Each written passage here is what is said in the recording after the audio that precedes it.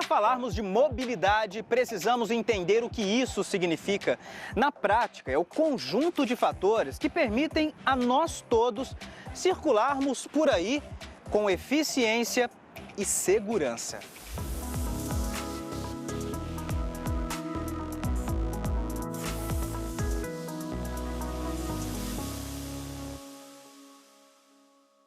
Não sei se você que está assistindo aí está me vendo direito ou se pelo menos está me vendo, mas é sobre isso que eu quero falar.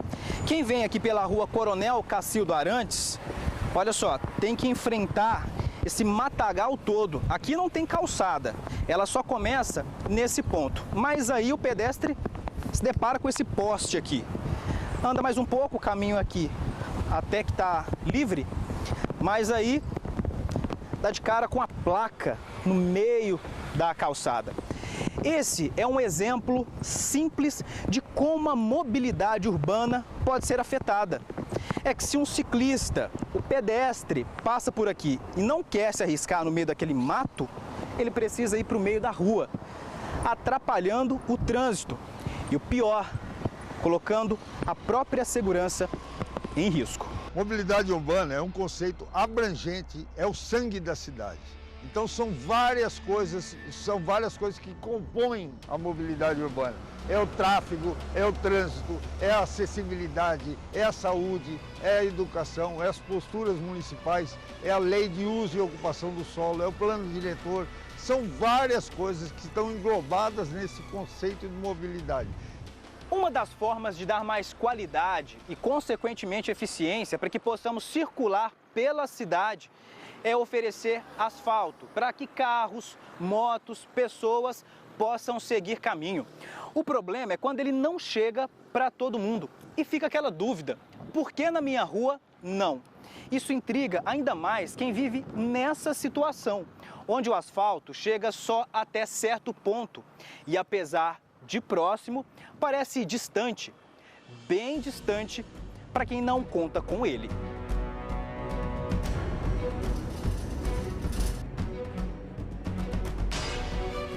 Evelyn convive com essa situação há 5 anos, desde que se mudou para o Jardim Carioca. Gente, a situação aqui, eu vou mostrar para vocês como que é. A próxima esquina temos asfalto. De lá para cá é isso, essa situação. É buraco, é tudo, a gente não consegue sair de casa, de moto, de carro, o pessoal atola, de bicicleta. Aí, aqui, ó, o pessoal que mora aqui nessa rua também passa por isso. Quando chove, desce todo uma água aqui, vira um rio, vocês podem ver. Apesar das condições ruins, essas ruas são alternativa para muita gente se movimentar pelo bairro. Muito ruim, cansativo, complicado para a gente subir aqui, que nem falei, né?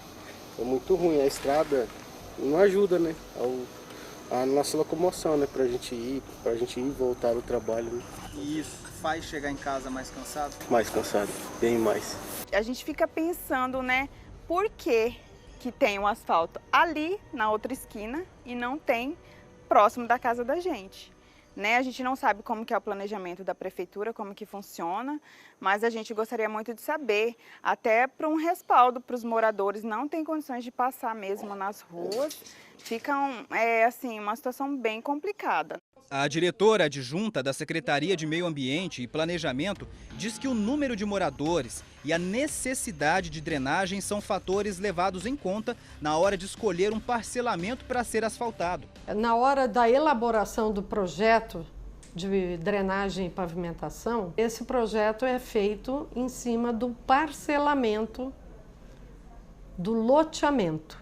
Então, tem loteamento que a via passa por 2, 3 loteamentos. Então, ele fica parecendo que aquela rua não teve planejamento para aquela rua ser asfaltada, né? Asfalto, que é uma estrutura básica para que a cidade aconteça, para que veículos se movam.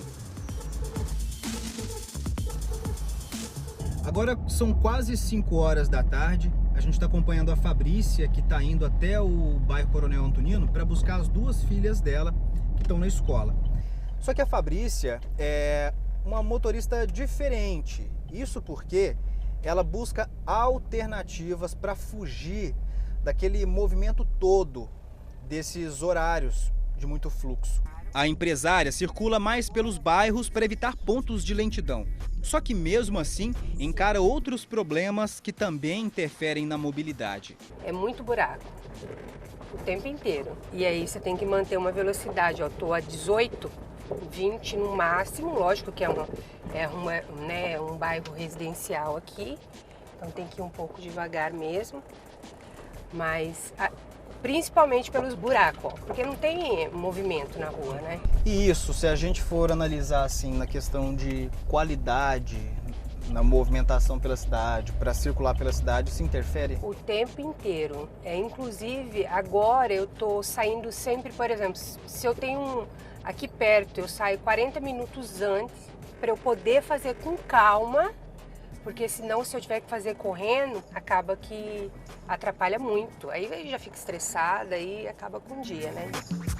Fabrícia pega as crianças na escola e depois deixa as filhas na natação. É tudo bem rápido, mas ela diz que isso só é possível por conta do planejamento que faz. Eu não vou para o centro da cidade em horário de pico. Não vou. Por quê? É perigoso. É um trânsito perigoso. E não só pela questão de não ter identificação ou ter muito buraco, não. As pessoas também acabam não respeitando da maneira que deveriam, né? O próximo, porque trânsito é isso, é um coletivo.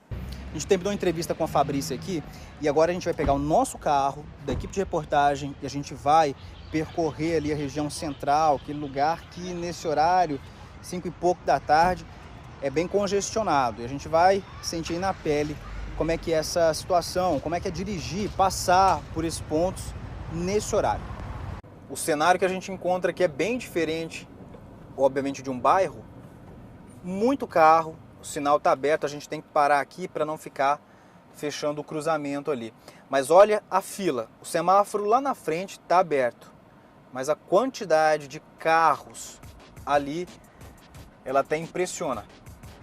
Dados do Detran mostram que Campo Grande tem mais de 630 mil veículos, a maioria carros, quase 320 mil. O horário de pico é complicado aqui porque é muito fluxo de carro e a pessoa está saindo do serviço, muitas vezes de cabeça cheia, complica a situação do trânsito. O fluxo é bastante grande, normalmente as pessoas acabam utilizando bastante o mesmo trajeto, né?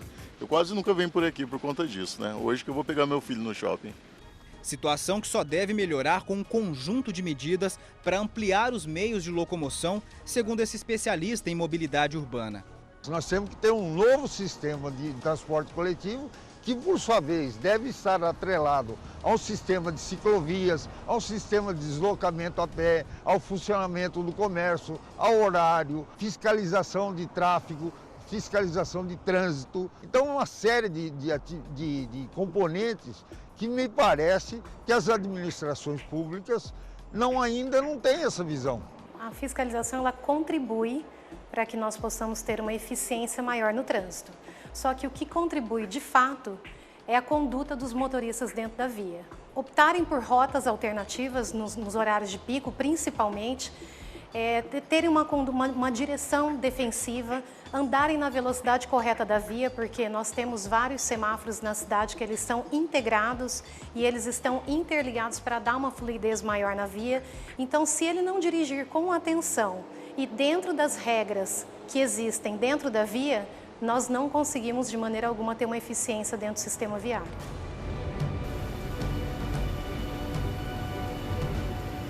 Se circular pela cidade em horário de pico já é complicado em um dia comum, sem chuva, pense então numa sexta-feira chuvosa. A gente vai continuar falando sobre o trânsito de Campo Grande, mas agora sob a ótica dos motociclistas. E quem vai ajudar a gente nessa é o Fábio, que é motoentregador. Fábio roda uma média de 200 km por dia. Está sempre em meio ao trânsito pesado da cidade. Agora é a hora do caos. Subir Afonso Pena numa sexta-feira, chovendo. Tem que ter fé, calma, acreditar em Deus que uma hora você chega lá em cima. Não só o trânsito cheio e a chuva atrapalham. O Campo Grande tem um benefício do semáforo quando você chega e você tem a sua área de espera.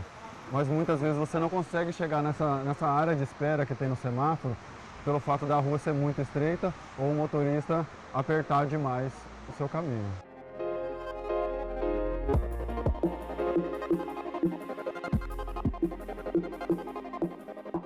A sinalização ela deixa muito a desejar. Por exemplo, eu citei o caso da Avenida Três Barras, né? Ela não tem a sinalização vertical. Falta muito da sinalização horizontal também. A Avenida Três Barras, esquina com a Avenida José Nogueira Vieira, é um ponto de conflito. Por quê? Porque nós temos uma crescente expansão de habitabilidade na região sul da cidade e nós temos poucas rotas que destinam para a região central da cidade, para a região norte. Então, automaticamente, todo mundo se concentra num único ponto. Naquele cruzamento especificamente, será feito uma semaforização em tempo real e um reordenamento físico da parte dos calçamentos que existem ali. Há um mito que Campo Grande é uma cidade ótima para o trânsito. Na verdade, tem muitos gargalos de tráfego.